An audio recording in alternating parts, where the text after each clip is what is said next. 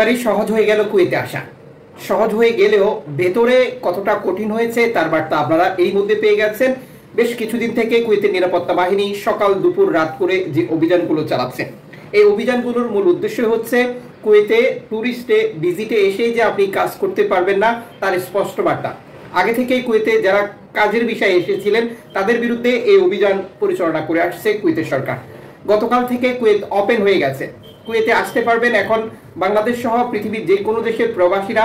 Saudi, Dubai, কাতার, Bahrain, ওমানে যারা আকামাদারি, কুয়েতে আসতে তাদের ভিসার প্রয়োজন হবে না। শুধুমাত্র কুয়েত এয়ারপোর্টে আসলেই তাকে অন অ্যারাইভাল ভিসা, যেটা ভেতরে প্রবেশ করার অনুমতি দেওয়া হবে।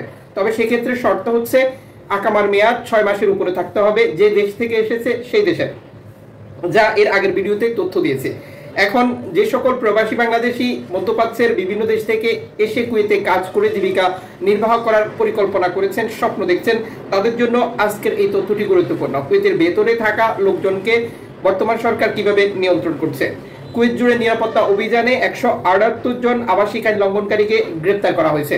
মহামান্য উপপ্রধানমন্ত্রী এবং স্বরাষ্ট্রমন্ত্রী শেখ ফাহাদ ইউসুফ সৌদ আল সাবার সরাসরি নির্দেশনা এবং উপস্থিতিতে জনশৃঙ্খলা বজায় রাখা, কুয়েতের শ্রমবাজার নিয়ন্ত্রণ, প্রবাসী এবং নাগরিকদের নিরাপত্তা নিশ্চিত করার জন্য যে কৌশল বা যে ঘোষণা সেটি রক্ষা করে চলেছে বিশেষ বাহিনী। এই বিশেষ বাহিনীর চলমান অভিযানে রেকর্ড সংখ্যক প্রবাসীকে আইন লঙ্ঘন করার অভিযোগে আটক করা হয়েছে। এই অভিযানটি উচ্চ জনসংখ্যার ঘনত্বযুক্ত এলাকাগুলোকে লক্ষ্য করা হয়েছে, যেগুলো সাধারণত প্রবাসী অধ্যাসিত অঞ্চল হিসেবে আমরা বিবেচনা করে থাকি। আইন লঙ্ঘন এবং অন্যান্য নিরাপত্তা সম্পর্কিত অপরাধের জন্য তাদেরকে গ্রেপ্তার করা হয়েছে, যার টোটাল পরিসংখ্যানই হচ্ছে এই ফিগার।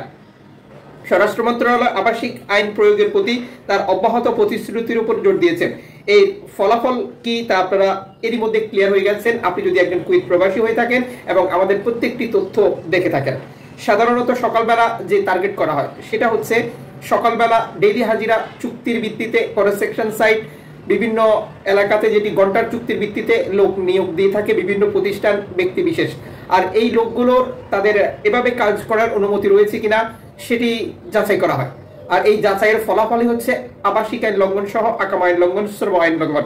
আবাসিক আইন লঙ্ঘনের বিষয়টা আমাদের বাংলাদেশিদের ক্লিয়ার হওয়ার প্রয়োজন।